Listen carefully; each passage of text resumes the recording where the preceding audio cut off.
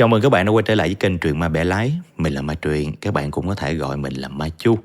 Ngày hôm nay chúng ta sẽ tiếp tục series kỳ án và đến với hai vụ án xảy ra ở Đài Loan cách đây khá lâu nha các bạn. Một vụ thì xảy ra vào năm 1977, còn một vụ thì xảy ra vào năm 1986. Và trước khi bước vào nội dung chính, mình sẽ dành ít phút đầu để kể cho các bạn nghe về một vị pháp y được coi là quốc bảo của Đài Loan thời bấy giờ. Đó chính là bác sĩ pháp y Dương Nhật Tùng.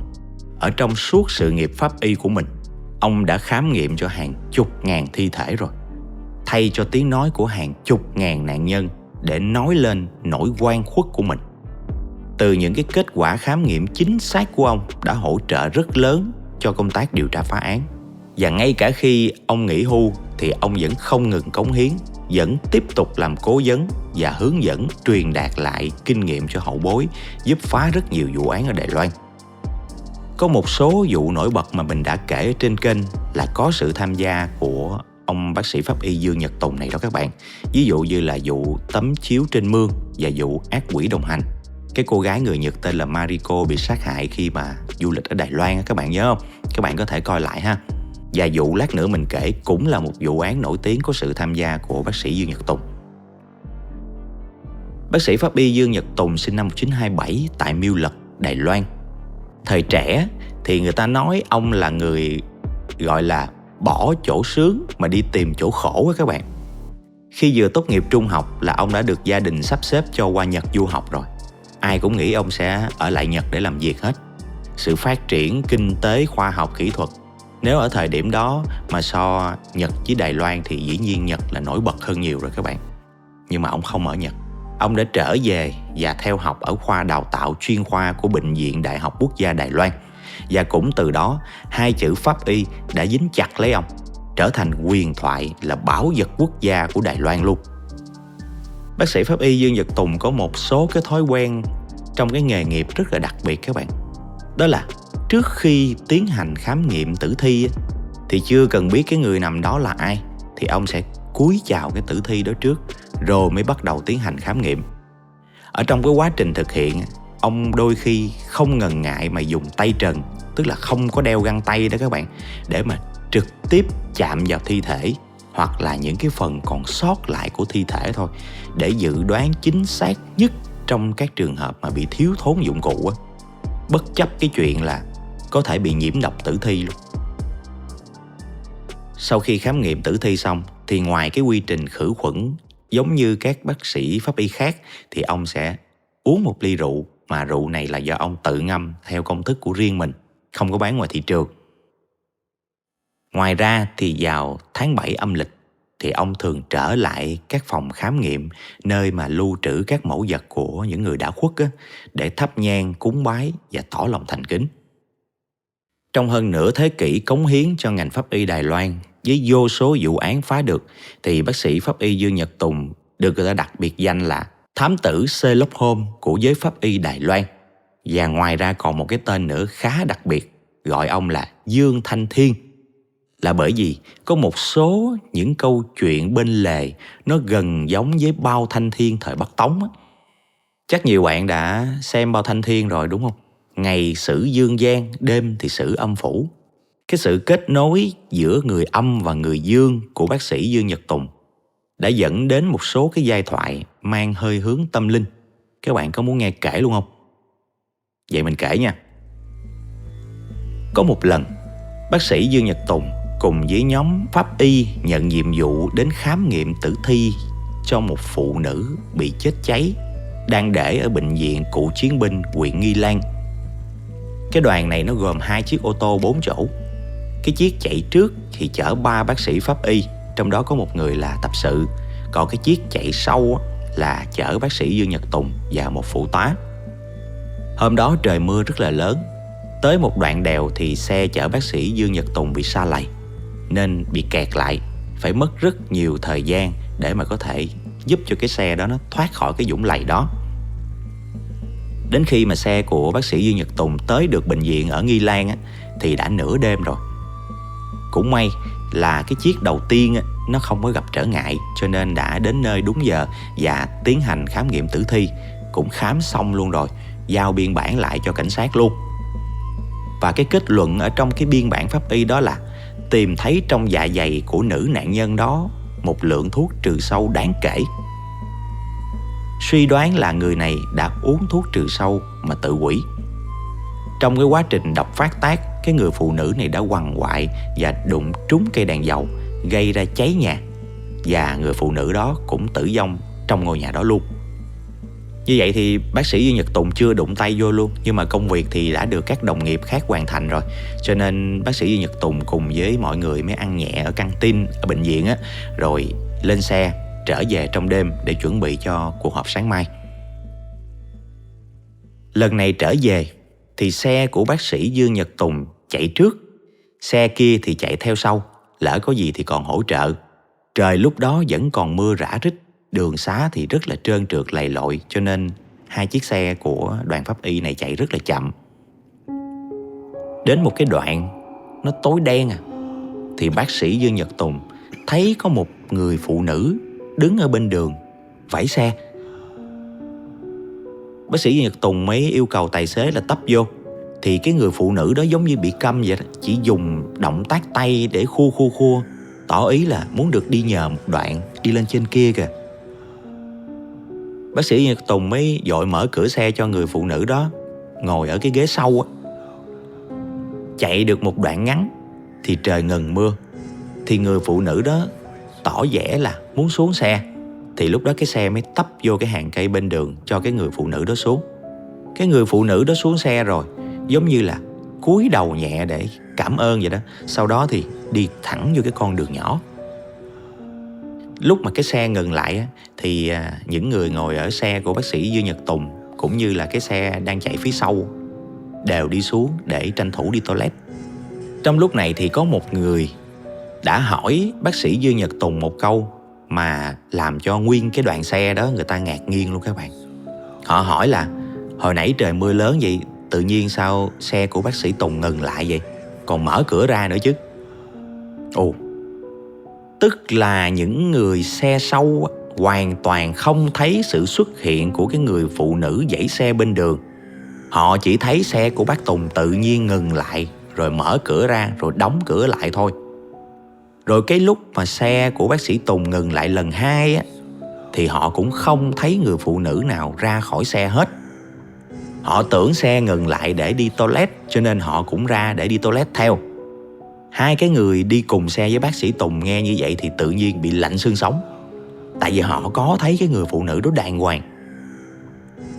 Nhưng chỉ có bác sĩ Tùng là vẫn rất bình tĩnh. Bởi vì từ lâu ông đã tin vào cái thuyết âm dương giao thoa. Ông nói ba bác sĩ kia đưa cho mượn cái bản lưu biên bản khám nghiệm tại vì sau khi khám nghiệm xong một bản giao cảnh sát sẽ có một bản lưu để đem về phòng pháp y mà lưu trữ. Thì lúc mở cái bộ hồ sơ pháp y đó ra thì hai người đi chung xe với bác sĩ Dương Nhật Tùng muốn té xỉu luôn. Bởi vì cái gương mặt của nữ nạn nhân ở trong cái biên bản đó nó y chang cái mặt của người phụ nữ hồi nãy đi nhờ xe của họ.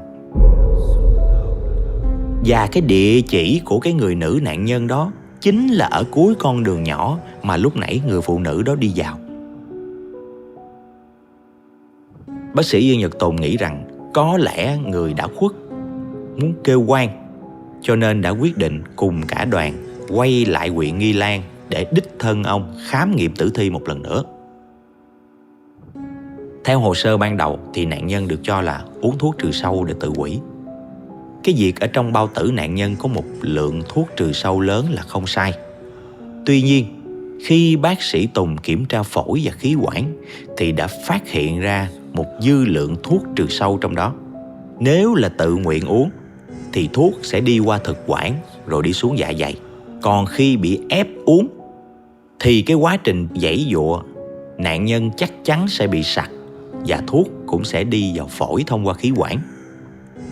Tuy cơ thể đã bị cháy, không thể phát hiện các dấu vết của sự giãy giụa chống cự, nhưng cái dữ kiện này đã chứng tỏ rằng khả năng rất cao người phụ nữ này là bị người ta mưu sát chứ không phải là cô tự hủy.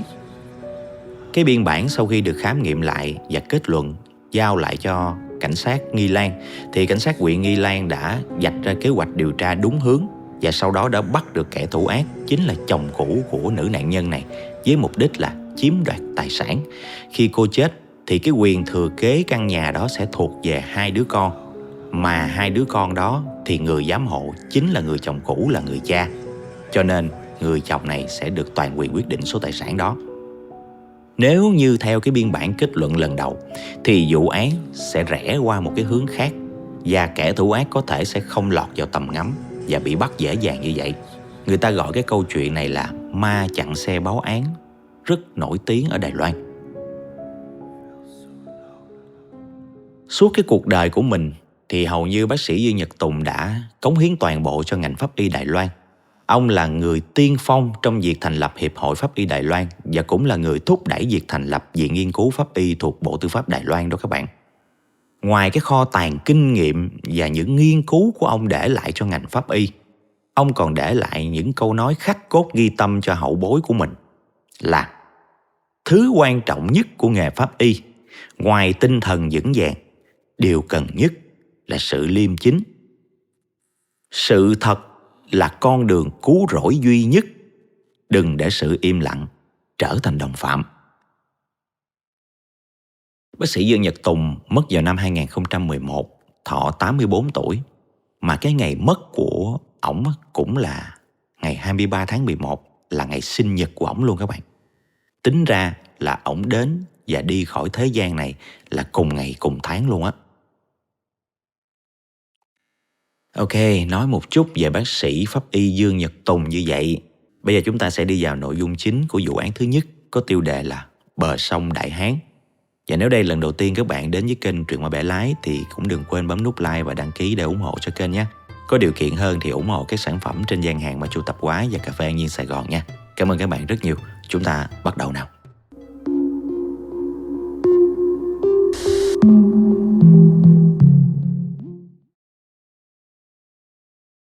Vụ án này được phát hiện vào lúc 11 giờ 30 phút ngày 9 tháng 9 năm 1977 bởi 2 người công nhân làm việc tại nhà máy khai thác cát nằm trên khu vực quận Bản Kiều, Đài Bắc ngày đó.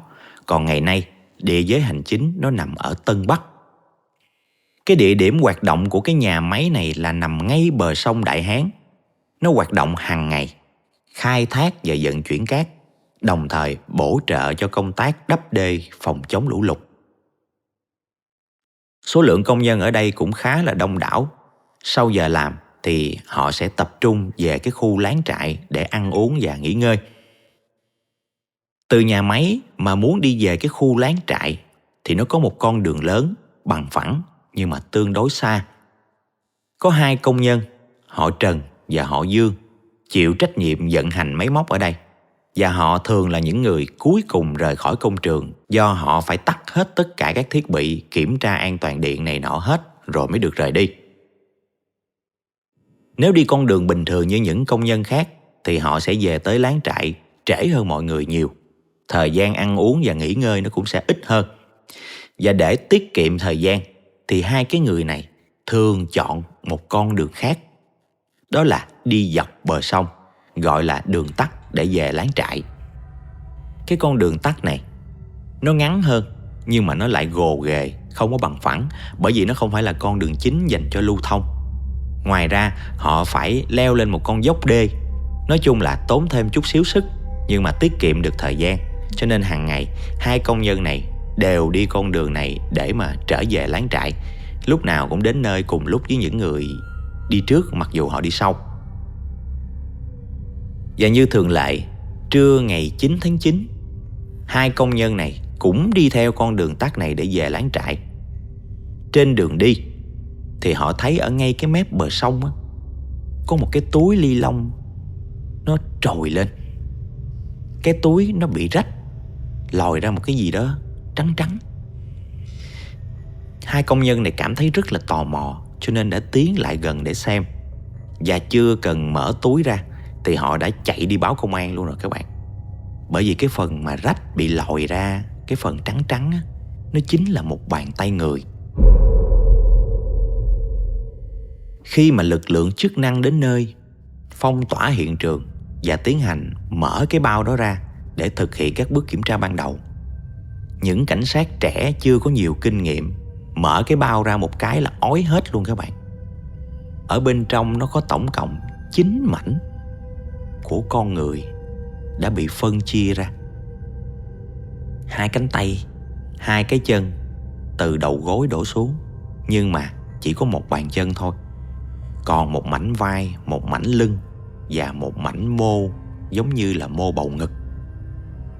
Cái đầu và các bộ phận khác là không thấy.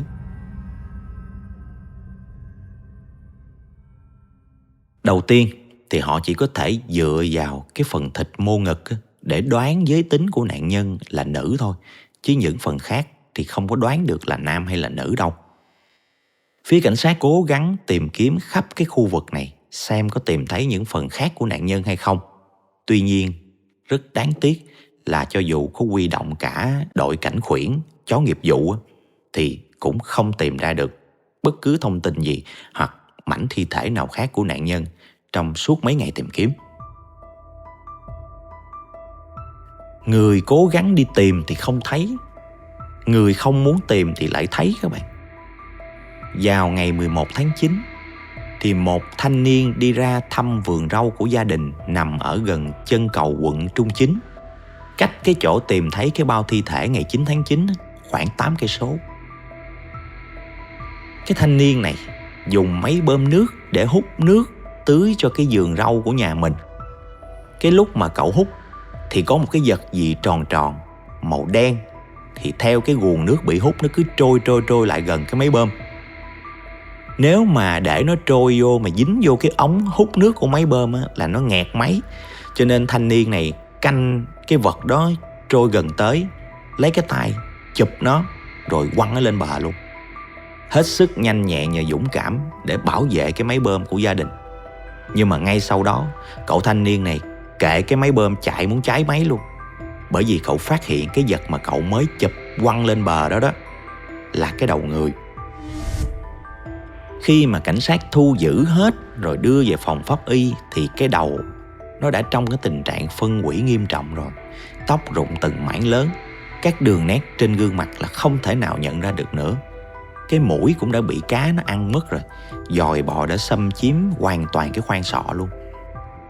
Cũng với cái mục đích là tìm những thứ còn lại ở trên cái khúc sông này, thì phía cảnh sát đã cử đội người nhái lặn xuống tìm và tiếp tục sử dụng chó nghiệp vụ nữa. Tuy nhiên cũng không thấy được gì thêm. Phòng pháp y quận Bản Kiều đã thực hiện khám nghiệm. Nói là phòng pháp y nghe nó cũng quy mô, nhưng mà thật ra đó là năm 1977 các bạn. Người ở trong ngành pháp y đã ít rồi, mà người thật sự giỏi, thâm niên thì lại càng ít hơn, gọi là đếm trên đầu ngón tay. Phòng pháp y Bản Kiều chỉ có một bác sĩ và một phụ tá thôi. Đây cũng là lần đầu tiên mà cái phòng pháp y này đối diện với một cái vụ án phân xác kinh khủng như vậy. Sau cái quá trình khám nghiệm thì phòng pháp y Bản Kiều chưa thể khẳng định là cái thủ cấp này và những cái mảnh tìm thấy vào ngày 9 tháng 9 ở bờ sông Đại Hán có phải là cùng một người hay không. Thời đó họ chưa có công nghệ DNA, chỉ có thể xét nghiệm nhóm máu thôi, nhưng cũng phải gửi lên tỉnh thì mới làm được. Phải một thời gian sau, khi mà báo cáo xét nghiệm gửi ngược trở về thì mới có thể xác định được các mảnh đó và cái thủ cấp là cùng nhóm máu.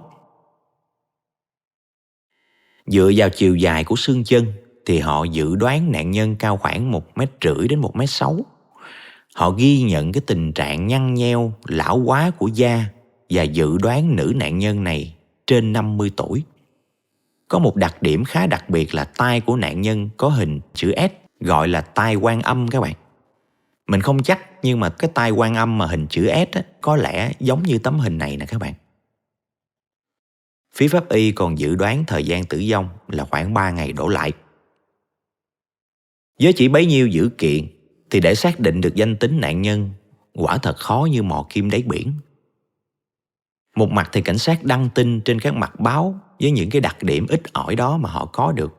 Một mặt thì dò lại danh sách những cái người mất tích được người thân báo cáo, xem có trường hợp nào trùng độ tuổi và chiều cao với nạn nhân hay không.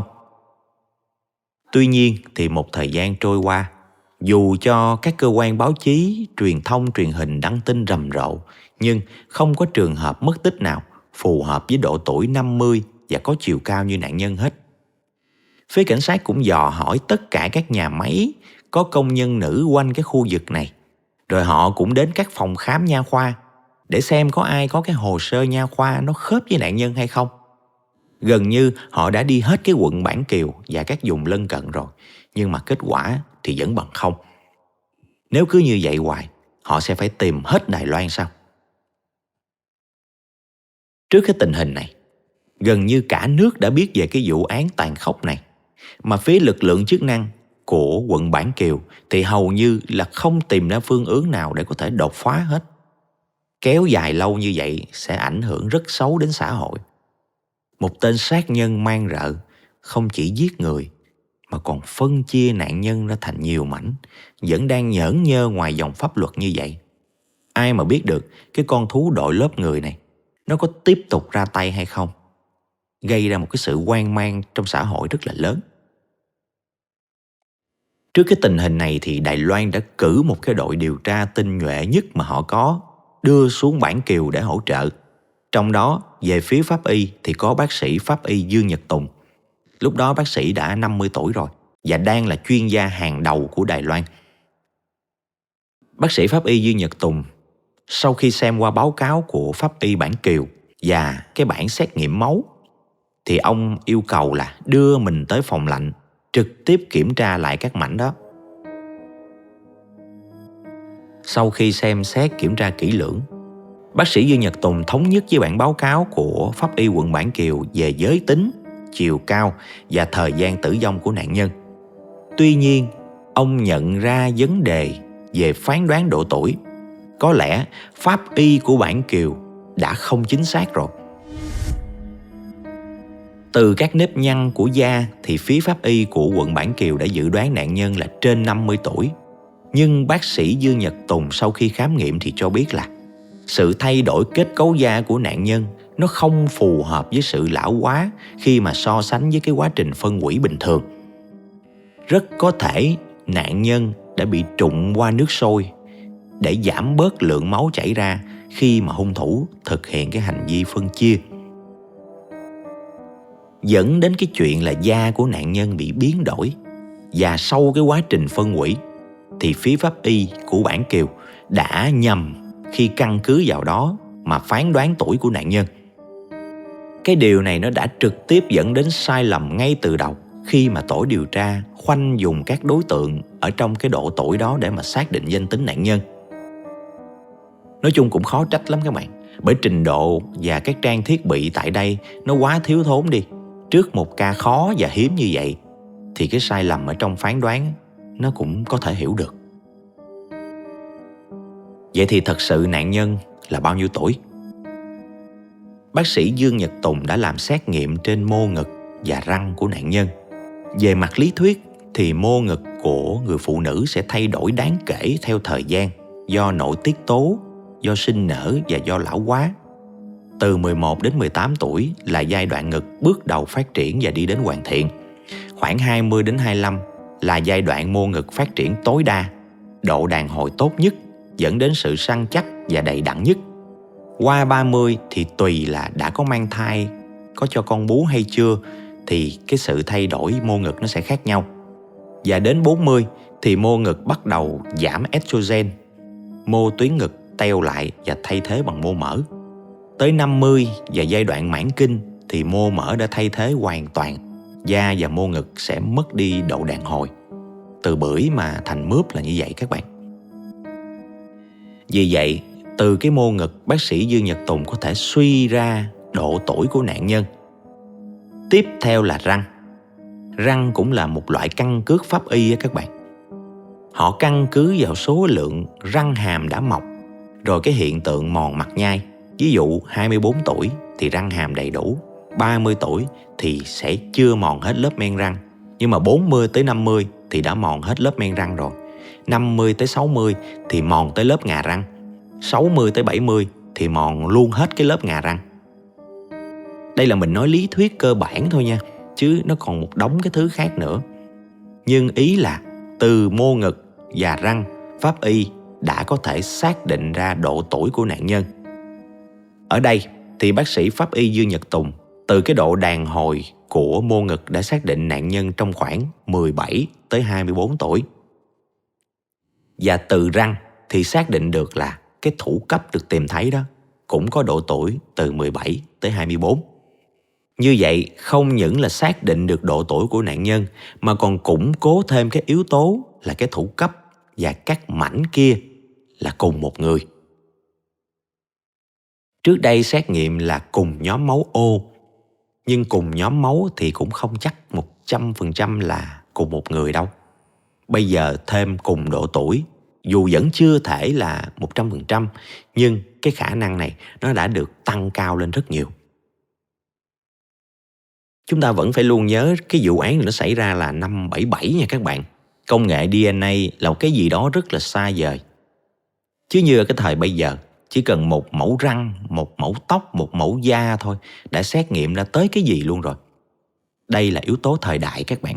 Có những việc bây giờ rất là đơn giản bởi đã có những cái phương tiện máy móc hiện đại, nhưng mà ở thập niên đó nó là cả một nền tảng kiến thức và kinh nghiệm để có thể đưa ra được những cái nhận định chính xác như vậy. Điển hình là vụ án này, nếu không có bàn tay của bác sĩ Dương Nhật Tùng thì có lẽ không biết khi nào mới phá được án, khi mà danh tính nạn nhân vốn đã mù mờ lại còn sai hướng về độ tuổi ngay từ đầu như vậy. Trở lại quá trình điều tra tiếp theo, cái kết luận cuối cùng ở trong báo cáo pháp y của bác sĩ Dương Nhật Tùng là như thế này. Nữ nạn nhân có độ tuổi 17 đến 24, chưa từng mang thai. Trước khi bị phân chia, đã bị hung thủ trụng qua nước sôi.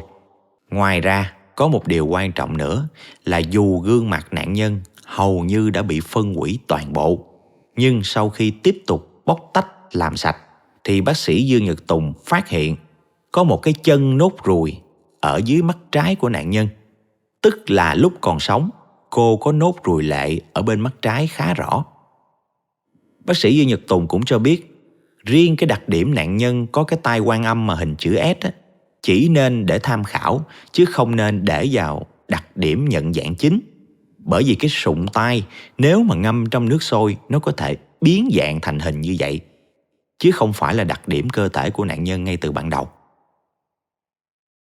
Và với cái kết luận của bác sĩ pháp y Dương Nhật Tùng, ban chuyên án đã xác định lại các đối tượng mất tích, tập trung vào cái độ tuổi cũng như nhận dạng của nạn nhân, đưa cho báo chí truyền hình đăng tải lên tất cả các phương tiện truyền thông đại chúng thời đó. Và quả thật rất là may mắn, sau khi tin được đăng rầm rộ, có một người mẹ sống tại thôn Bình Đông đã đến cơ quan cảnh sát báo án. Bà nói con gái của bà tên là Trương Minh Phương, 24 tuổi, có những đặc điểm giống như tivi với báo đăng tin. Lúc bà coi được cái thông tin đó thì bà cũng sực nhớ lại là hình như đã lâu rồi con gái của bà không liên lạc về nhà. Vì quá lo lắng cho nên bà đã nói đứa con gái cả đưa đến công ty trên Đài Bắc, nơi mà Trương Minh Phương làm việc. Thì lúc đó công ty mới báo rằng Trương Minh Phương đã không đến công ty từ ngày 6 tháng 9 rồi và họ không biết là cô đi đâu. Nghe tới đây thì cảm như có một cái chuyện gì đó nó không lành rồi, lòng như lửa đốt, cho nên bà yêu cầu con gái cả lập tức chở đến cơ quan cảnh sát để mà trình báo. Thật ra thì trước đó nữa, bà cũng đã nghe báo đài nói về cái vụ án ghê rợn ở bờ sông Đại Hán rồi. Cái vụ nó nổi quá, báo chí, thông tin, truyền hình đăng rầm rộ, hầu như người Đài Loan nào cũng biết hết. Nhưng mà lúc đó thì cái thông tin nạn nhân là trên 50 tuổi, cho nên bà không nghĩ là con gái mình. Nhưng bây giờ TV lại nêu những đặc điểm như là từ 17 đến 24 tuổi, có nốt ruồi lệ ở dưới mắt trái và tai quan âm hình chữ S. Con của bà thì không có tai quan âm hình chữ S, nhưng có nốt ruồi lệ và cũng 24 tuổi luôn, cho nên bà đã có linh cảm gì đó mà lập tức đi tìm con. Phía cảnh sát đã sắp xếp cho gia đình nhận dạng thi thể, nhưng chỉ với những cái mảnh rời rạc và cái thủ cấp đã bị phân hủy nghiêm trọng như vậy thì làm sao mà nhận ra. Hơn nữa, ở trong thâm tâm những người thân á, thì tâm lý của họ ở trong những trường hợp như thế này, họ không hề muốn cái thi thể đó là người thân của họ. Vì vậy, không ai dám quả quyết đó có phải là Trương Minh Phương hay không. Tất nhiên, ban chuyên án đâu chỉ để nhận qua mắt thường như vậy. Họ làm các xét nghiệm về nhóm máu và kết quả cuối cùng đã khẳng định nạn nhân đó chính là Trương Minh Phương, 24 tuổi, con gái của người mẹ đau khổ sống ở thôn Bình Đông. Danh tính của nạn nhân lúc này đã rõ. Việc tiếp theo là điều tra các mối quan hệ xung quanh cái cuộc sống của nạn nhân. Cái cô Trương Minh Phương này sinh ra và lớn lên ở thôn Bình Đông. Sau khi tốt nghiệp trung học thì cô bắt đầu đi làm ở nhiều nơi. Trong 6 năm trở lại đây thì Minh Phương làm việc ở các công ty ở Đài Bắc. Cô đã làm việc qua 5 công ty và nhà máy ở đây rồi. Theo những người đồng nghiệp cũ thì Minh Phương rất tự tin vào khả năng của mình, nên chỉ cần thấy nơi nào trả lương cao hơn là cô sẽ nhảy việc qua đó. Công ty thứ 5 là công ty cuối cùng trước khi cô tử nạn. Khi cảnh sát đến hỏi là tại sao Minh Phương nghỉ làm đột ngột, không có xin phép mà công ty lại không có động thái gì, thì phòng tổ chức mới đưa cái hợp đồng cho cảnh sát xem. Đây là hợp đồng thử việc. Thời gian thử việc là 3 tháng. Và trong 3 tháng này, Minh Phương có quyền nghỉ và không làm ở công ty nữa. Đúng ra, theo lẽ thường, thì dù không làm nữa, đang trong thử việc, muốn nghỉ thì cũng phải báo công ty 1 tiếng chứ. Nhưng mà trong 2 tháng làm việc đó, thì lãnh đạo có nghe điều ra tiếng vào về cô. Đó là cô chê cái công việc ở đây nhiều quá, mà lương thì cũng chỉ bằng mấy chỗ kia. Nên cũng đã úp mở với các đồng nghiệp là không muốn làm đây nữa. Thì đến cái ngày 5 tháng 9 là cái ngày lãnh lương của tháng 8, cũng là cái tháng thử việc thứ 2 của Minh Phương, thì cô lãnh xong lương ngày hôm đó rồi. Đến ngày 6 thì cô ta không đi làm nữa, cho nên công ty nghĩ là chắc cô ấy đã tìm được cái việc khác rồi, cho nên cũng không truy xét làm cái gì. Không ngờ là cô ấy đã tử nạn. Theo điều tra từ những người quen biết với Minh Phương thì được biết là thật ra cái vòng tròn quan hệ của Minh Phương nó không có lớn. Chỉ quen biết có vài người bạn bè ở Đài Bắc thôi. Cô từng làm nhiều công ty, nhưng mà tính tình của cô được cho là khá tiết kiệm. Cô không có tham gia những cái cuộc vui chơi nào với đồng nghiệp bạn bè nếu mà phải tốn tiền hết. Vì vậy người ta sau một vài lần mời thì sau này người ta cũng không muốn mời rủ cô nữa. Rốt cuộc là cô cũng không có chơi thân với ai. Minh Phương từng có 2 người bạn trai. Một người là ở cùng thôn Bình Đông. 2 người quen nhau từ khi còn ở dưới quê, nhưng mà đã chia tay từ nhiều năm trước khi mà cô lên Đài Bắc. Người đó bây giờ vẫn đang ở Bình Đông. Từ trước, trong và sau vụ án đều không có đi ra khỏi Bình Đông, cho nên được loại khỏi danh sách nghi ngờ. Còn người bạn trai thứ 2, người bạn trai mới nhất của Minh Phương thì có họ Trần, thì cũng đang sống tại Đài Bắc luôn. Và anh ta đã lọt vào tầm ngắm của cảnh sát.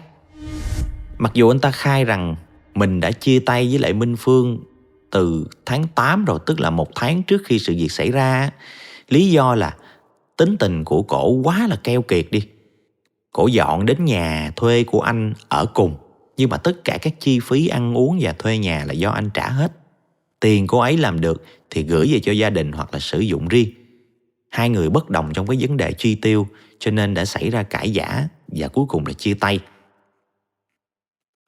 Minh Phương đã dọn nhà đi và cả hai đã không gặp lại nhau nữa. Anh ta khai là như vậy để khẳng định mình không có liên quan gì đến vụ án hết.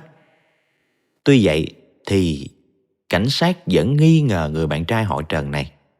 Lý do là khi cảnh sát hỏi về ngày 6 tháng 9 là ngày xảy ra vụ việc, anh ta đã làm gì ở đâu, thì anh ta khai là mình ở nhà một mình, và tất nhiên là sẽ không có ai làm chứng.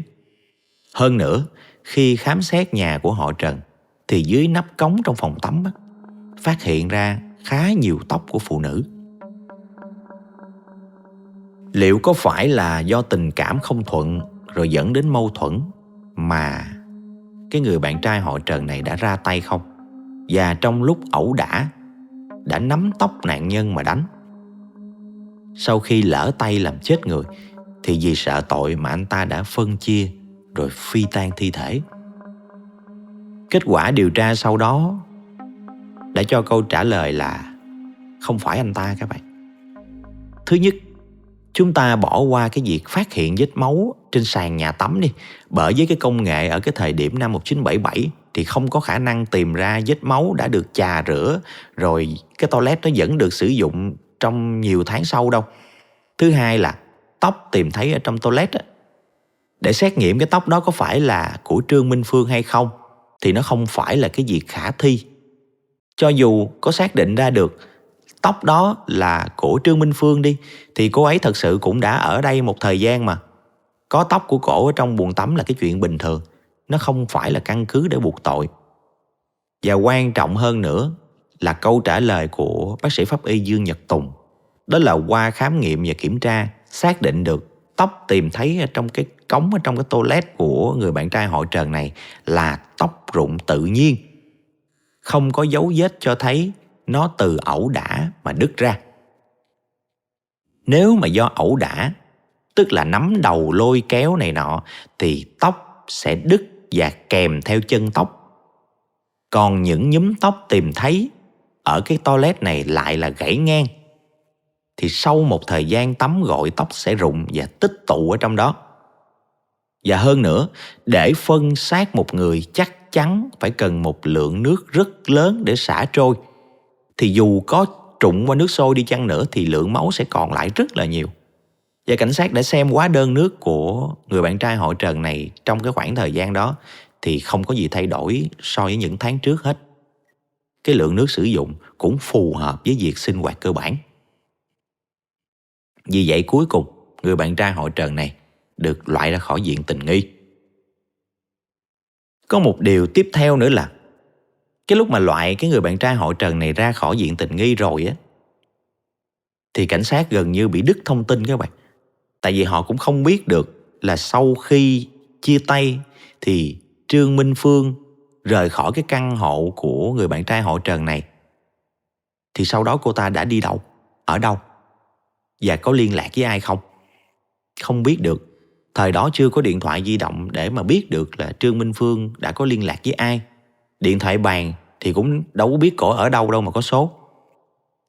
Ở trên sơ yếu lý lịch nộp cho 4 công ty trước thì có ghi địa chỉ tạm trú, nhưng mà cổ đã rời khỏi những cái ngôi nhà thuê đó từ lâu rồi. Còn trong cái địa chỉ tạm trú mới nhất mà công ty thứ 5 có được thì cổ lại ghi trong đó chính là địa chỉ của người bạn trai họ Trần. Còn thật sự sau đó cô ấy đi đâu thì không ai biết luôn.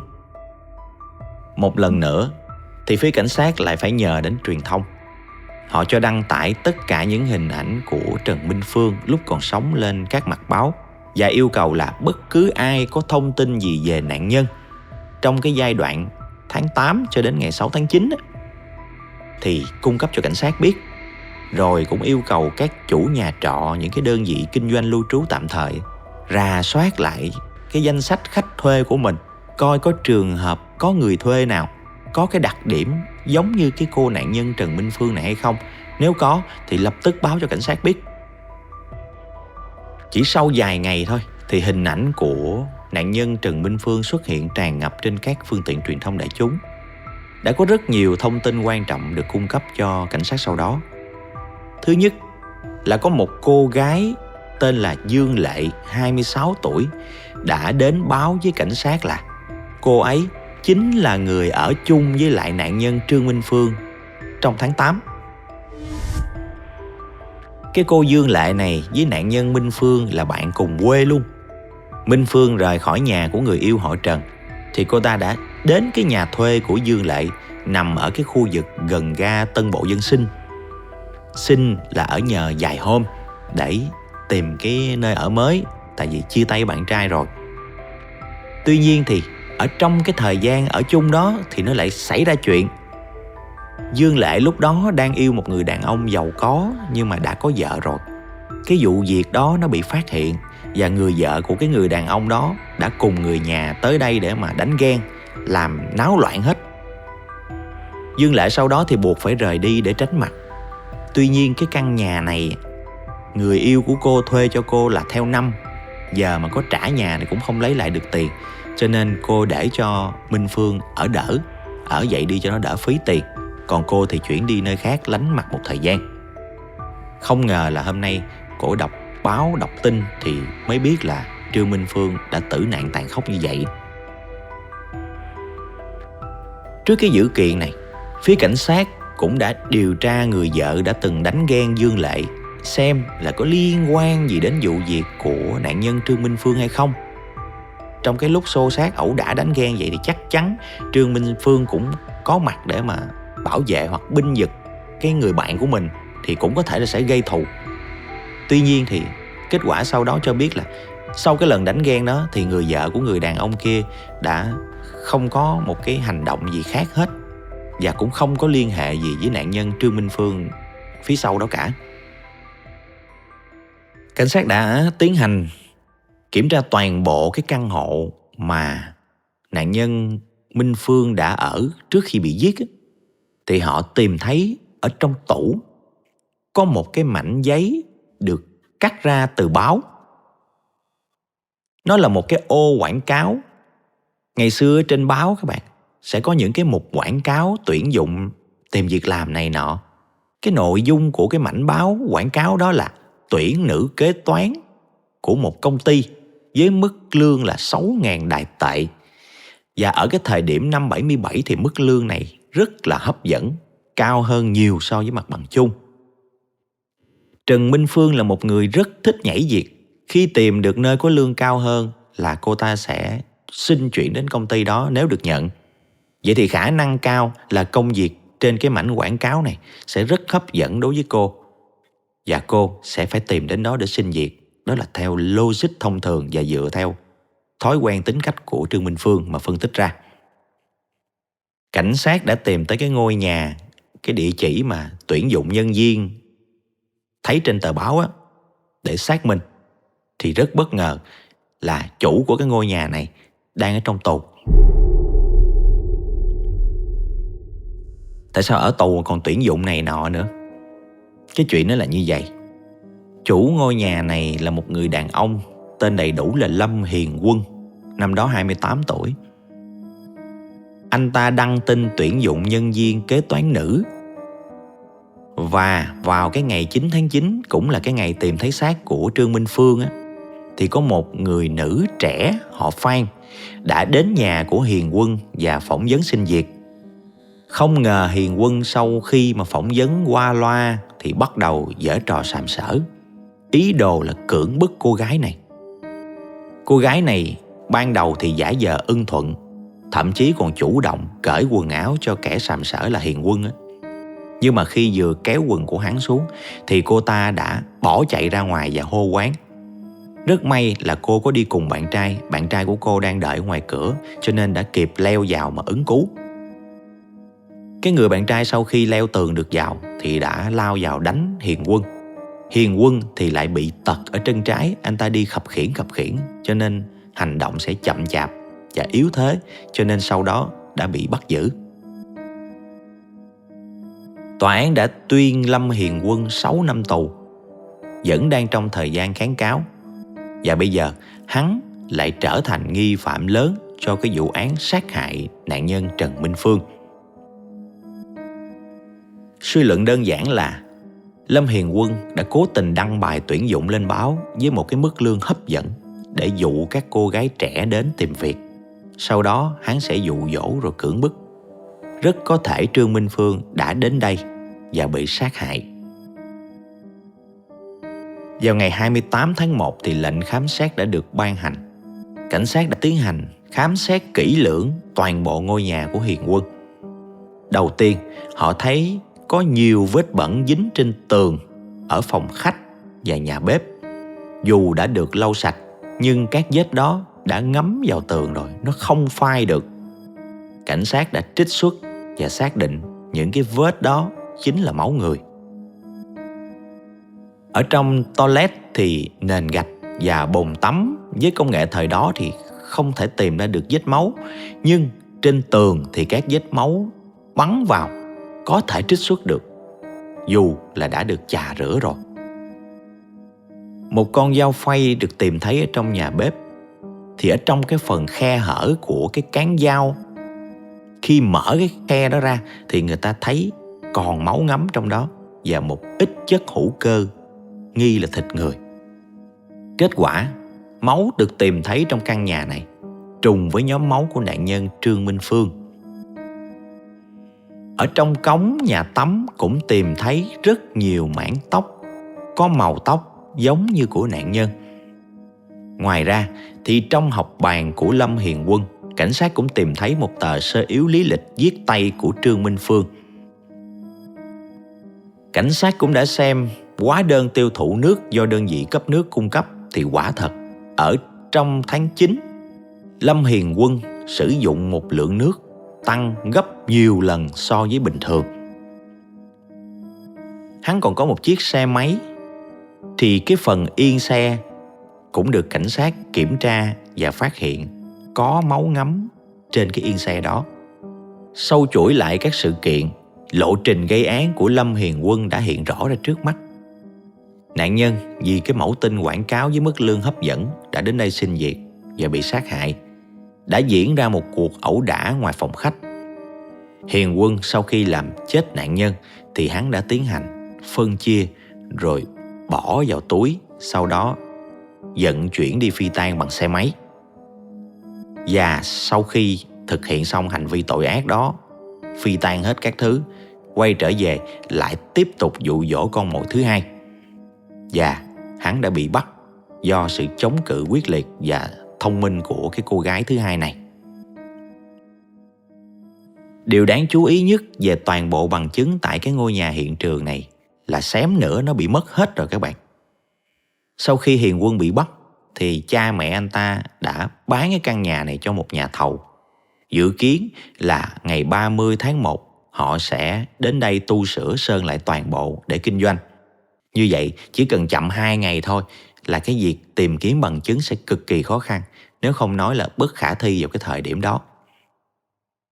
Nhưng mà bây giờ đã phát hiện ra rồi, niêm phong hết rồi, muốn bán cũng bán không được nữa. Mọi chuyện đã được lôi ra ánh sáng theo cái cách như vậy. Và trước những cái bằng chứng được thu giữ thì Lâm Hiền Quân đã khai nhận tội lỗi. Lâm Hiền Quân sinh ra trong một gia đình giàu có ở Đài Loan, là con út trong gia đình, còn có 2 anh trai và 4 chị gái nữa. Bởi vì là con út cho nên Hiền Quân không chỉ được sống trong nhung lụa mà còn được nuông chiều hết mực. Và cái sự nuông chiều đó đã nuôi dưỡng lên một kẻ bất cần, coi trời bằng dung, bỏ học, ăn chơi lêu lỏng và thường xuyên đánh người vô cớ. Nhiều lần bị bắt giữ, nhưng với mối quan hệ của người cha và đang ở độ tuổi thiếu niên cho nên hắn không có bị giam giữ lâu. Năm 20 tuổi thì cha mẹ của Hiền Quân nhờ mai mối lấy cho hắn một người vợ, nghĩ rằng có vợ sinh con thì hắn sẽ trưởng thành hơn, còn mua cho hai vợ chồng một căn nhà lớn để làm tổ ấm, chính là cái căn nhà hiện trường sau này. Nhưng mà mọi chuyện không có như họ nghĩ. Cái cuộc hôn nhân đó chỉ diễn ra trong một khoảng thời gian ngắn thì người vợ đã quyết tâm phải ly hôn.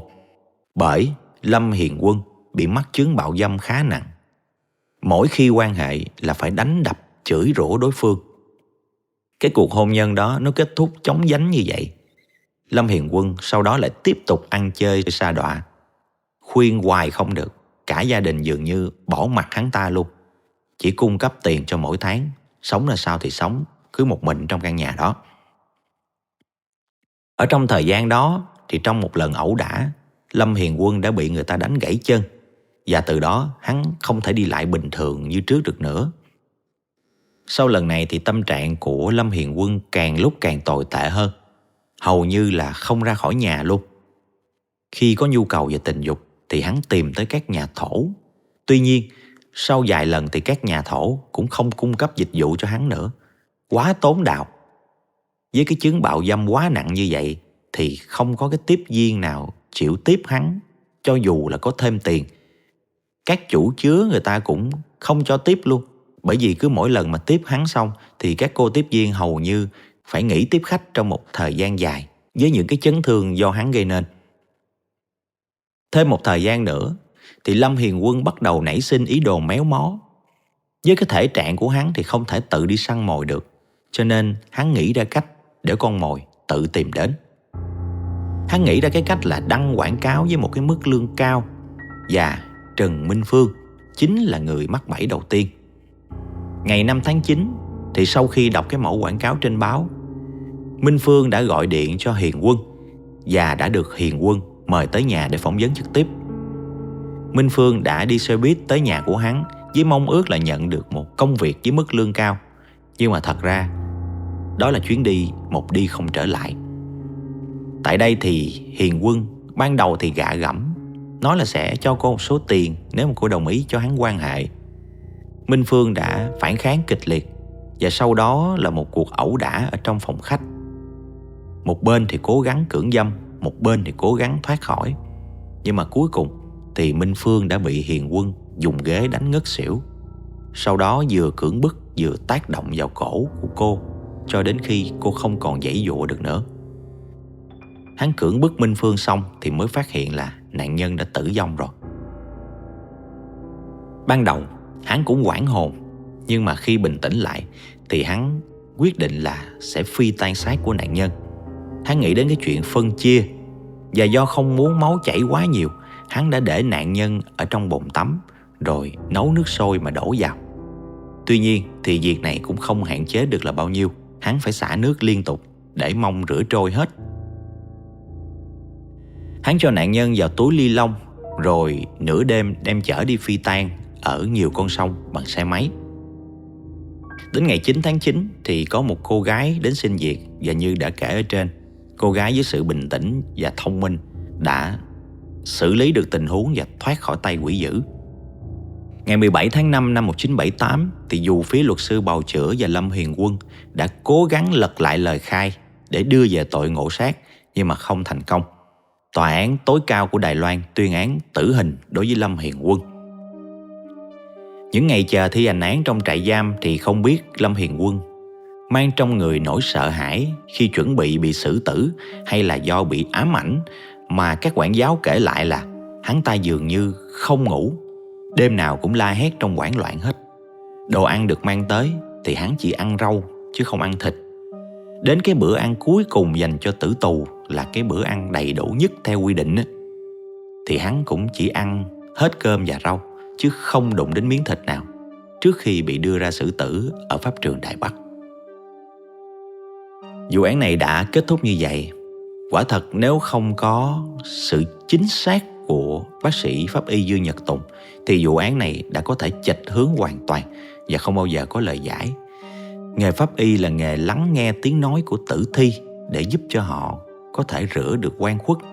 Nhưng mà không phải ai cũng có thể nghe được chính xác tất cả. Để làm được điều đó thì không chỉ là tài năng thiên bẩm, mà còn là một quá trình rèn luyện không ngừng học tập và nghiên cứu. Những người như bác sĩ pháp y Dương Nhật Tùng cùng với lực lượng chức năng đã nói thay nỗi oan khuất cho rất nhiều nạn nhân, đồng thời cũng đưa những kẻ thủ ác ra trước ánh sáng của pháp luật. Đây là một điều thật là đáng quý và đáng trân trọng, phải không các bạn? Bây giờ chúng ta sẽ đi vào vụ án thứ hai. Vụ án này xảy ra vào năm 1986, cũng ở Đài Loan. Nó y như bộ phim kinh dị vậy các bạn.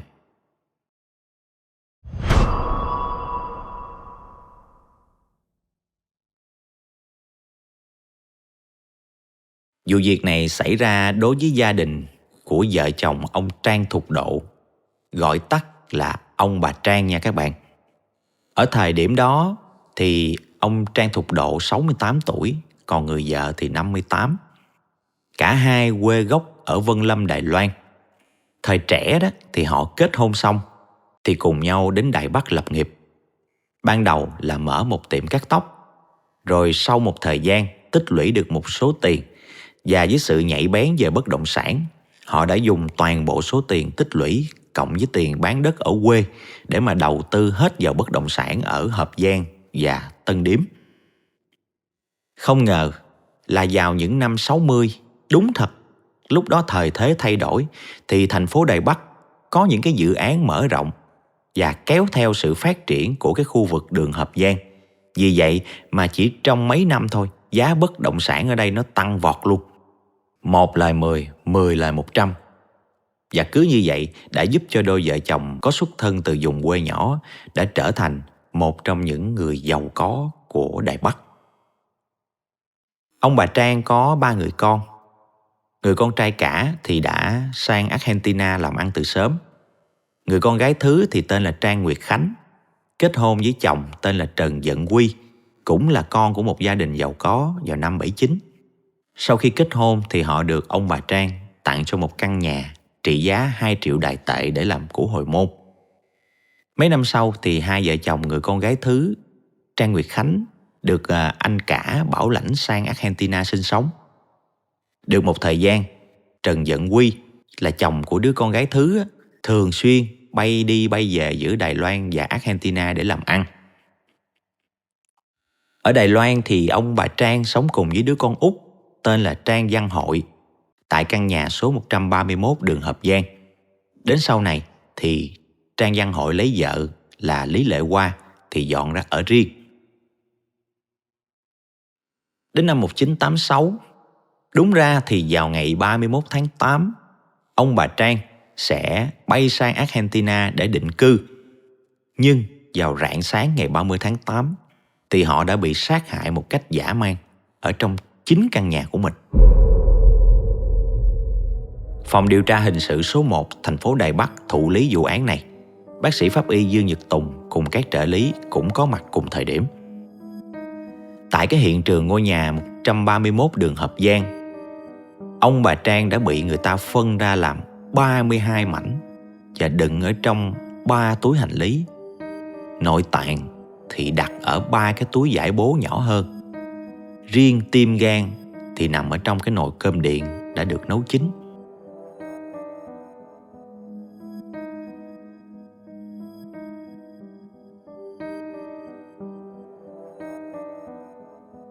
Cảnh tượng này nó không khác gì một bộ phim kinh dị hạng nặng hết. Nhưng cái nỗi ám ảnh của nó còn gấp nhiều lần là tại vì nó là ngoài đời thật. Tại đây lực lượng chức năng đã tìm thấy được 2 con dao phay, một con dao lóc xương và một chiếc cờ lê với một chiếc búa.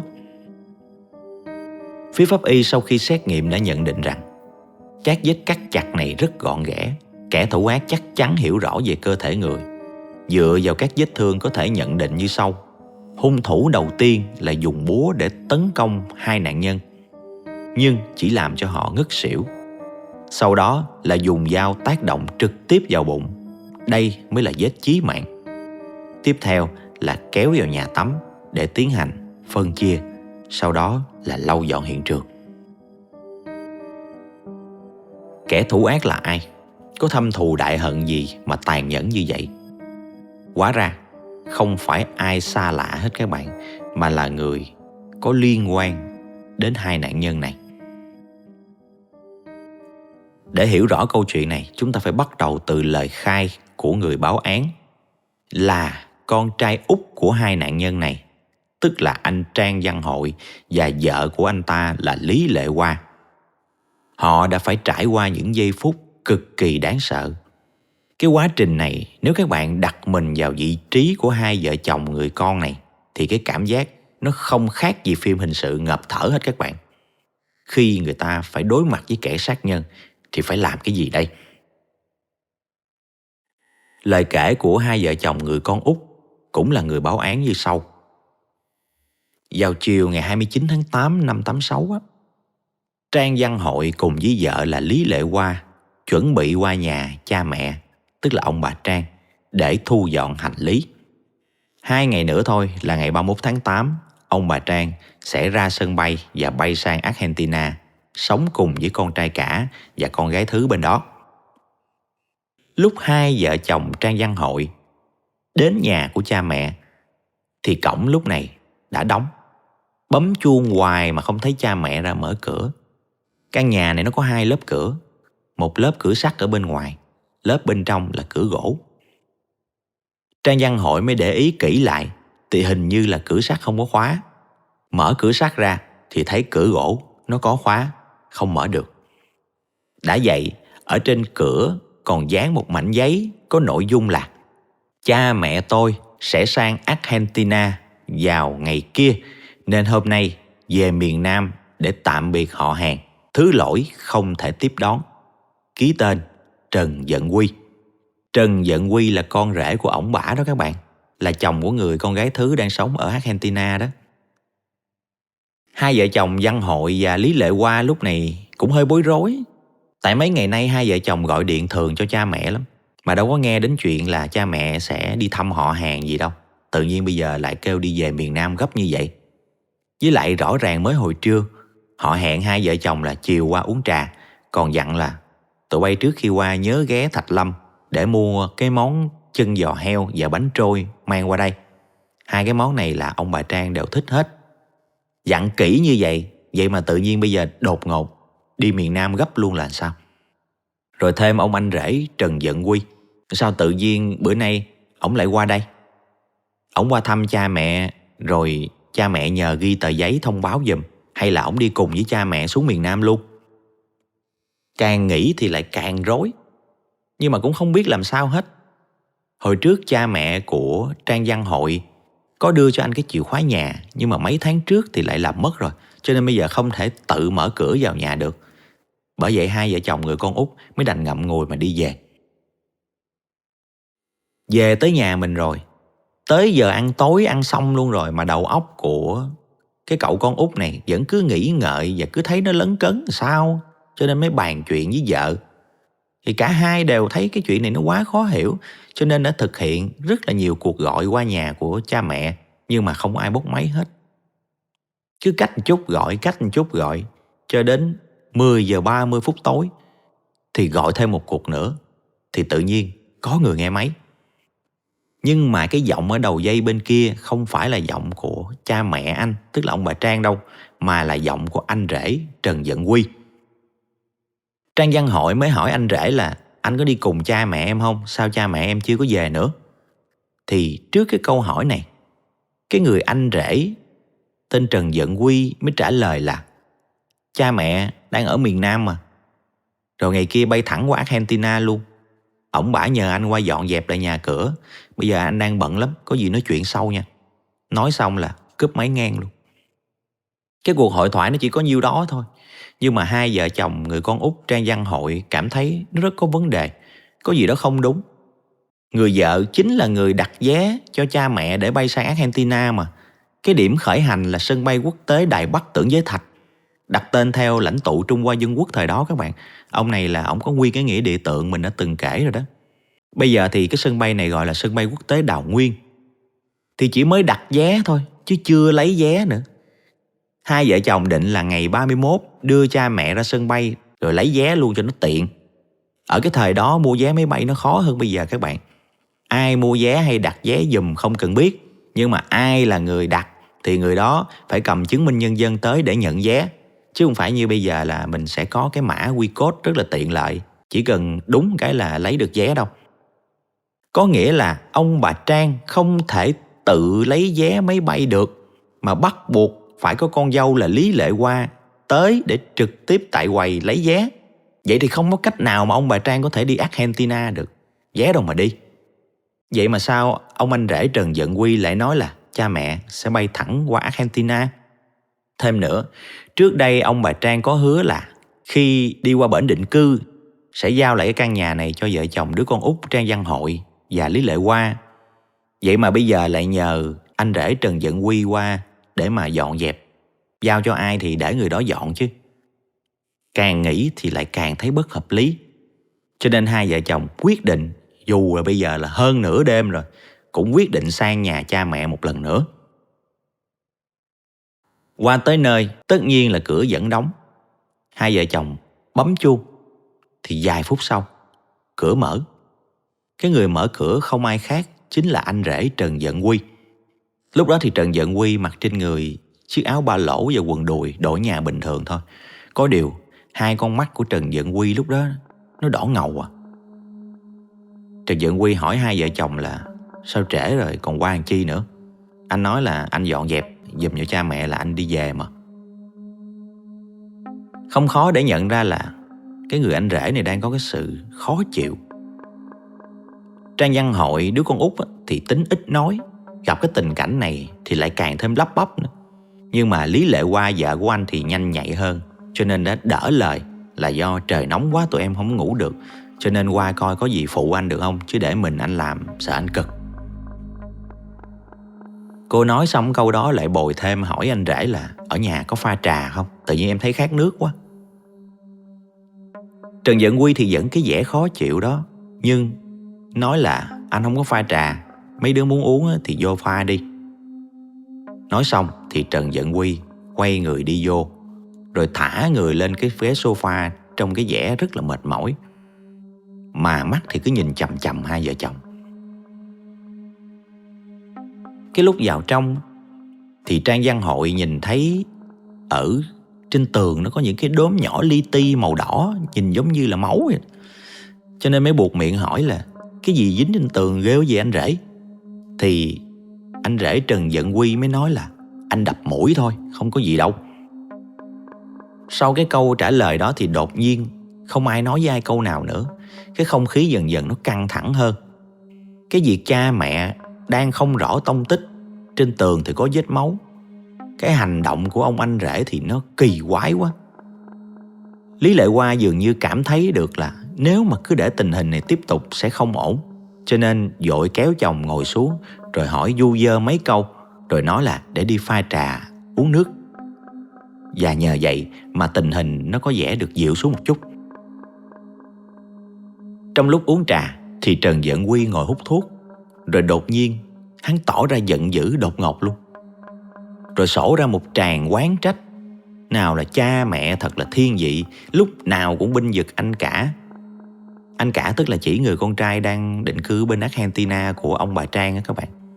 Rồi sau đó lại trách móc những cái điều như là nhà anh cả thì đã giàu rồi, cha mẹ lại còn chu cấp tài sản, con rể thì không phải là con hay sao, mà sao không được đồng nào. Nói chung là oán trách, chửi bới này nọ. Thấy Trần Dận Quy đột nhiên bộc phát như vậy thì hai vợ chồng này cũng ớn, cũng hoảng hoảng. Nhưng mà với sự nhanh nhẹn thì Lý Lệ Hoa sau vài giây trấn tĩnh thì cô lập tức hùa theo Trần Dận Quy luôn. Cũng bắt đầu ngồi kể xấu, rồi chê trách cha mẹ chồng, tức là ông bà Trang á. Rồi cũng than trách là cha mẹ chồng chỉ yêu thương anh cả mà bỏ mặt con út, đến giờ chỉ hứa cho cái ngôi nhà cũ mà giấy tờ chìa khóa thì cũng không thấy đưa. Một mặt là cô làm tới như vậy, một mặt là ráng ra hiệu cho Văn Hội là chồng của cô cũng làm theo mình luôn. Văn Hội thì thật sự không có được lanh lợi như Lệ Hoa, nhưng mà cũng không phải là kẻ ngốc, thỉnh thoảng cũng chêm vài câu tán đồng vào. Hai vợ chồng lúc này gần như đạt được tâm ý tương thông hay gì, đều linh cảm là có cái chuyện gì đó chẳng lành đến với cha mẹ rồi. Nhưng mà thật sự lúc đó họ chưa nghĩ là ông bà Trang bị giết đâu. Nhưng mà trước mặt họ thì thấy rõ ràng Trần Dận Quy có cái dấu hiệu gì rất là kỳ lạ, và có cái vẻ gì đó rất là nguy hiểm. Mà hắn lại cao to dạm dở, từng làm cái nghề giết mổ gia súc ở Argentina nữa. Sát khí lúc này nhìn giống như nó tỏa ra rất là mạnh vậy.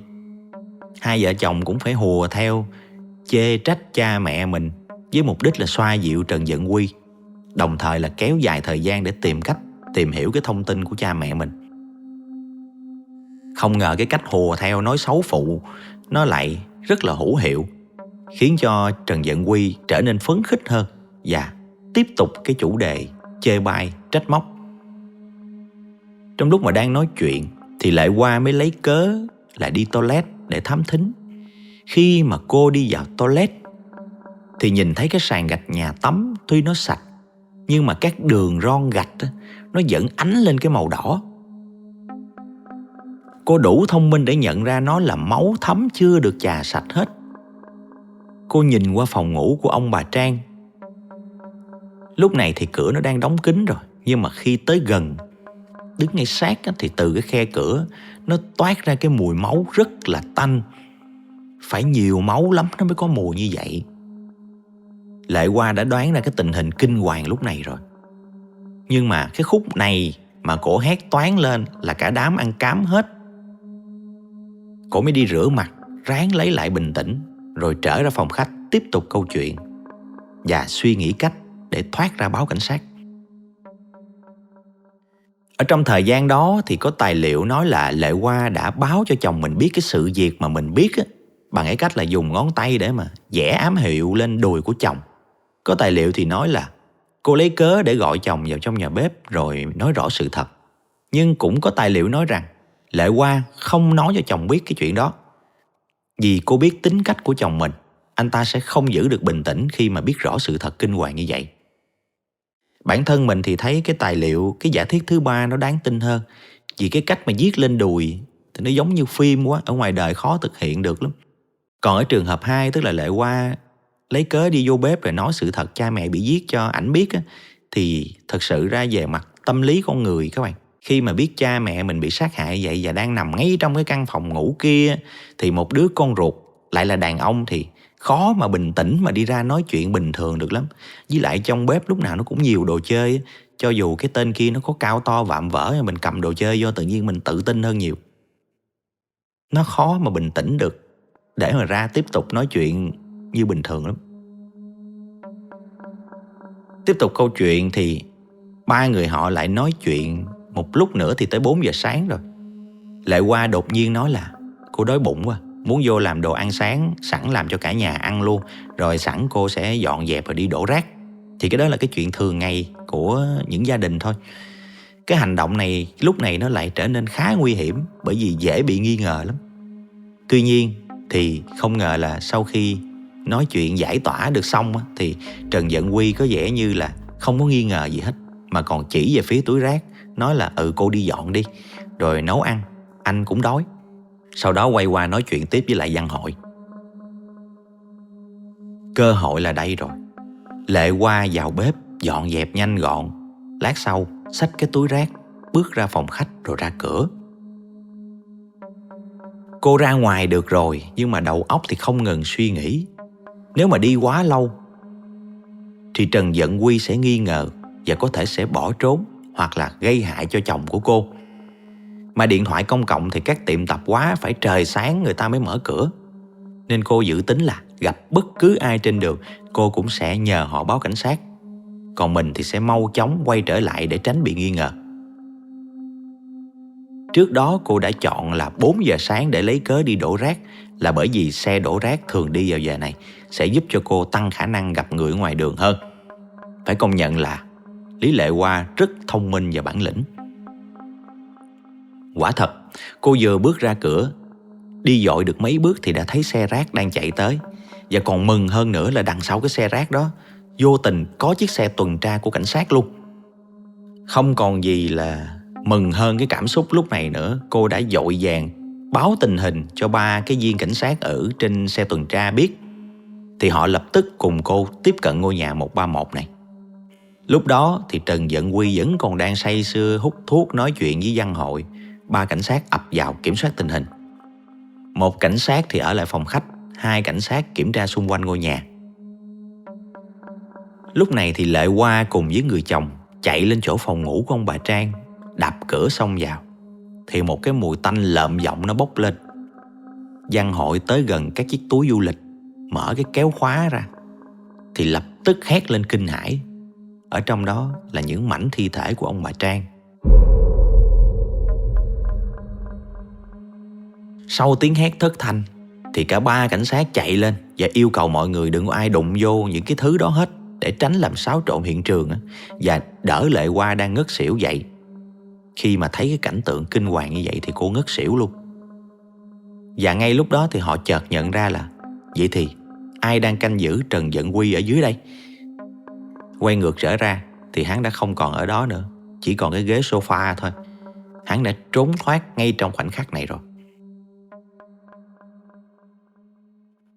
Sau khi cảnh sát tuần tra báo bộ đàm về cơ quan thì đội điều tra cùng với pháp y đã đến. Và quá trình điều tra hiện trường như mình kể ở ban đầu đó, ông bà Trang đã bị phân chia ra rất dã man. Và nghi phạm lớn nhất chính là anh rể Trần Dận Quy, hiện đã trốn thoát.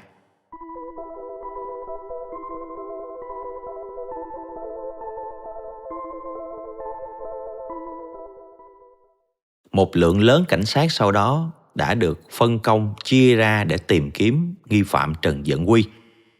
Nhóm thì lập tức tới nhà thuê của hắn để lục soát. Nhóm thì tìm kiếm ở các khách sạn, bến xe, nhà ga. Tuy nhiên, tạm thời chưa tìm thấy tung tích của hắn. Mặc dù vẫn chưa bắt được, nhưng qua điều tra sau đó thì phía cảnh sát cũng đã hiểu là tại sao hắn lại ra tay tàn độc với cha mẹ vợ của mình như vậy, tức là ông bà Trang á. Như đã kể ở trên thì Trần Dận Quy lấy con gái thứ của ông bà Trang vào năm 79. Cả hai được cho một căn nhà có giá 2 triệu Đại tệ, cuộc sống khá ổn định. Trần Dận Quy từng học ngành y nhưng lại có đam mê kinh doanh. Có điều, hắn kinh doanh cái gì là lỗ sấp mặt cái đó. Càng lỗ càng đầu tư, càng đầu tư càng thua lỗ. Tuy cha mẹ ruột của hắn cũng rất khá giả, nhưng sau nhiều lần cấp vốn thì họ cũng sa sút luôn. Và sau đó thì cũng không còn khả năng tài chính để tiếp tục chu cấp nữa. Không có sự hỗ trợ tài chính từ cha mẹ ruột thì Trần Dận Quy quay sang nhờ vả bố mẹ vợ. Lúc đầu thì ông bà Trang cũng rất là hỗ trợ cho con rể, hỗ trợ hết mình, thậm chí là bán bớt tài sản để đưa tiền cho Trần Dận Quy đi đầu tư. Ông bà chỉ nghĩ là ngày xưa mình không có biết gì mà còn trúng được bất động sản để có ngày nay, thì nói chi con rể của mình có học hành bài bản. Tuy nhiên, trái với sự tin tưởng của ông bà Trang thì Trần Dận Quy càng làm càng thua lỗ, triền miên luôn. Đến lúc hết chịu nổi rồi thì ông bà Trang mới sắp xếp cho vợ chồng Trần Dận Quy sang Argentina với anh cả để tìm hướng làm ăn. Chứ nó ở đây là sớm muộn gì cũng hết tiền. Những năm đầu sau khi nhập cư thì Trần Dận Quy được anh vợ giới thiệu một việc làm tại lò mổ. Không ngờ là Trần Dận Quy dù bên ngoài vẫn làm việc bình thường tại lò mổ như vậy, nhưng hắn vẫn cứ lén lút lấy tiền của vợ để đi đầu tư. Ngặt một nỗi là lại tiếp tục thất bại và thua sạch tiền. Cái vụ việc này bị lỡ dở, bị phát hiện thì người vợ đã rất tức giận và đã đưa con gái về nhà anh cả ở và đề nghị ly hôn với Trần Dận Quy.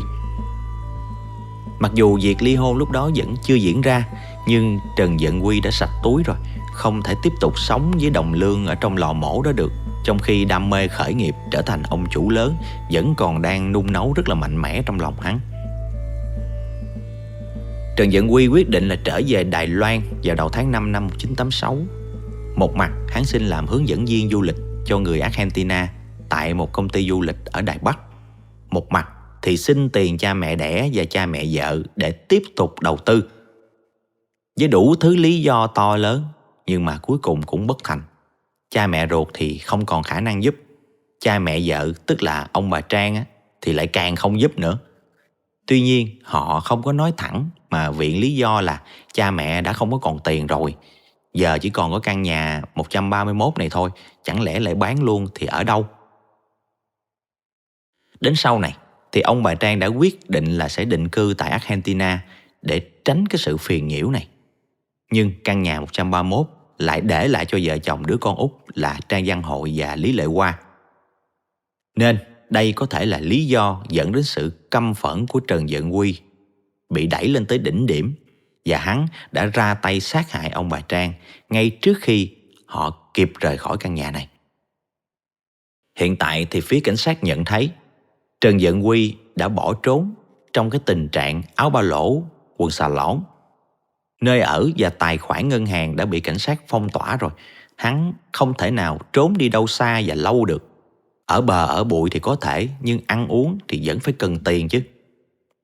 Quả thật là chỉ 5 ngày sau vụ việc, vào ngày 3 tháng 9 năm 1986 thì Trần Dận Quy trong tình trạng không một xu dính túi, lết thết như một kẻ ăn mày, đã tự nguyện đến trình diện tại đồn cảnh sát Nam Trùng Khánh. Tại đây thì hắn đã khai nhận tội. Hắn có liên quan đến việc sát hại ông bà Trang. Hắn còn định giết luôn vợ chồng của Trang Văn Hội, Lý Lệ Hoa nữa khi mà họ chuẩn bị bước vào nhà vào buổi chiều. Tuy nhiên thì Trang Văn Hội đã không có chìa khóa nên không tự mở cửa vào được. Chính vì vậy mà họ đã thoát nạn. Còn việc nghe điện thoại và mở cửa cho đôi vợ chồng này vào buổi tối là bởi vì Trần Dận Quy nghĩ là đã dọn dẹp xong hiện trường rồi, có cho nó vô cũng không sao. Còn mấy cái vết máu lấm tấm ở trên tường không phải là hắn không dọn đâu, mà sau này pháp y cũng xác nhận thật sự nó đúng là máu mũi, đập mũi nó dính lên đó.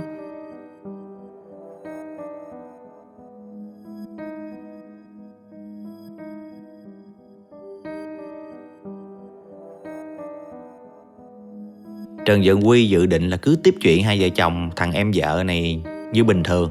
Trời sáng tụi nó về, mình đem xác phi tang là xong chuyện. Không ngờ là Lý Lệ Hoa quá thông minh, tìm được cách ra ngoài báo động cho cảnh sát. Trần Dận Quy khai là như vậy, nhưng những lời khai sau đó về cách thức thực hiện và động cơ sát nhân của hắn đã làm cho toàn bộ cảnh sát thật sự ngỡ ngàng các bạn.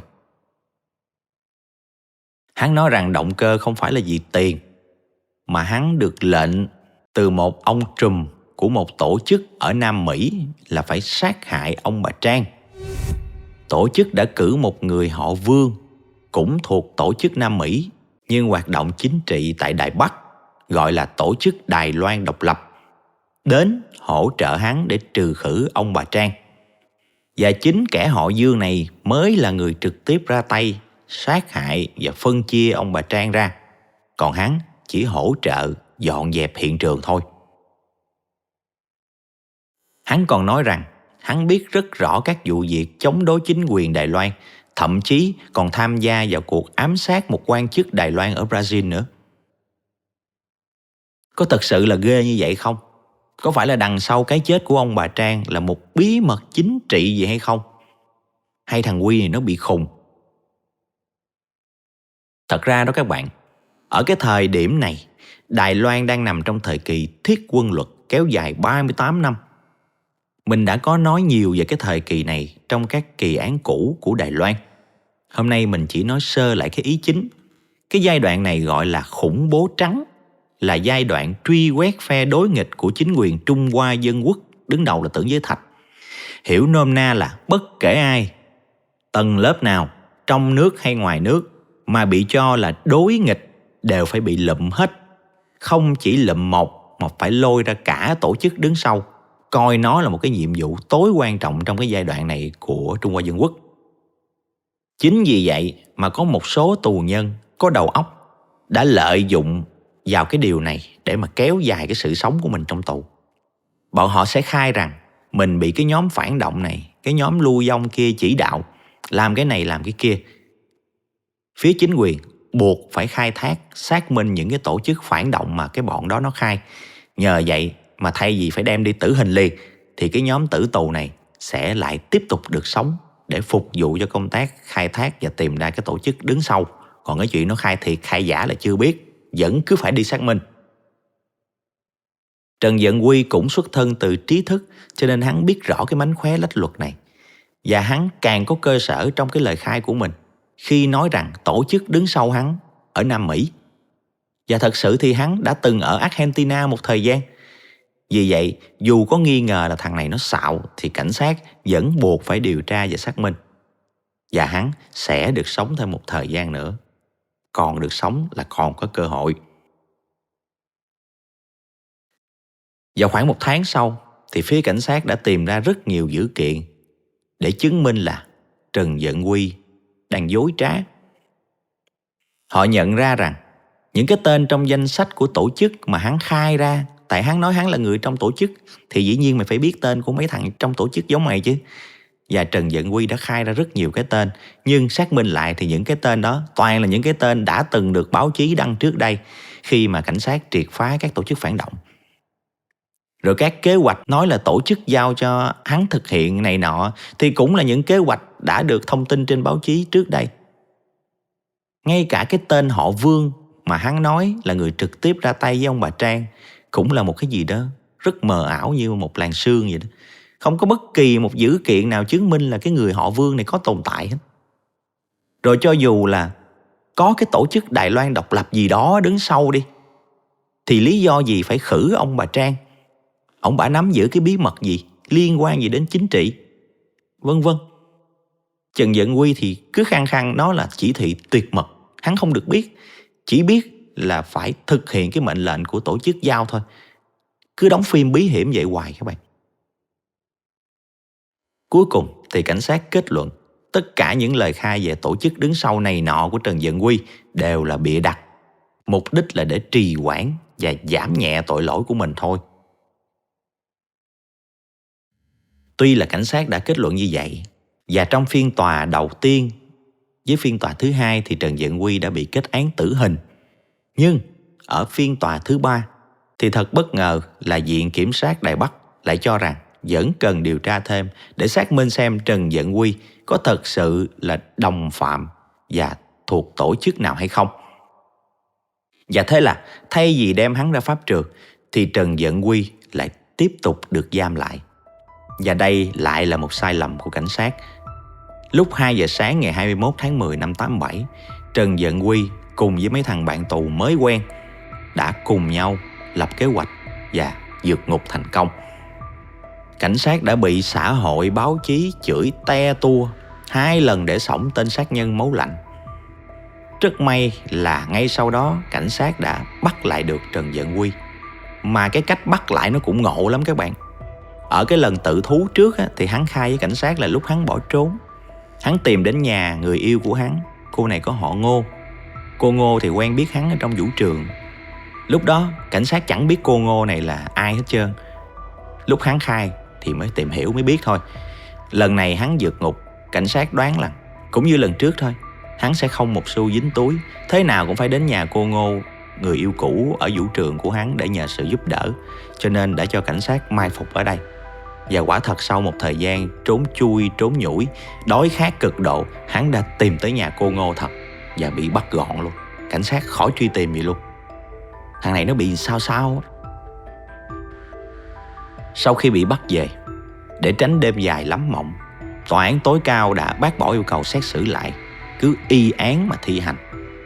Và vào lúc 5 giờ 30 phút sáng ngày 11 tháng 3 năm 88, Trần Dận Quy bị đưa ra pháp trường Đài Bắc, xử bắn ngay tại chỗ.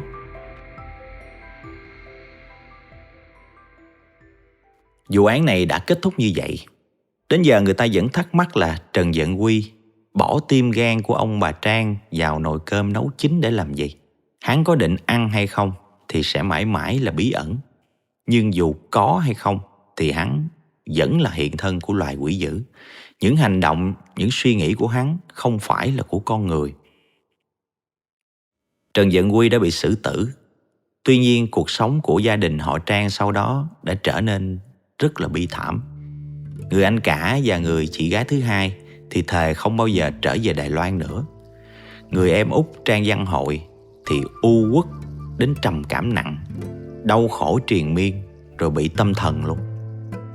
Anh cứ nhất quyết là về ở tại căn nhà 131 của cha mẹ, không chịu đi đâu hết. Người vợ Lý Lệ Hoa, người cùng anh trải qua đêm kinh hoàng đó, cuối cùng thì sau nhiều năm khuyên can chồng trở về không được, rốt cuộc cũng đành miễn cưỡng ly hôn. Gia đình họ Trang cứ thế tan nát. Tất cả những người thân đều rời đi. Một mình Trang Văn Hội sống trong cái ngôi nhà ám ảnh đó suốt mấy chục năm, thành một người già luôn. Các bạn biết không, hầu như tất cả mọi thứ trong căn nhà đó đều không hề thay đổi gì hết. Rác thì chất cao như núi. Mỗi khi nhớ cha mẹ thì Trang Văn Hội vẫn ngủ trong căn phòng đầy rác rưởi đó, âm thầm đau khổ suốt mấy chục năm.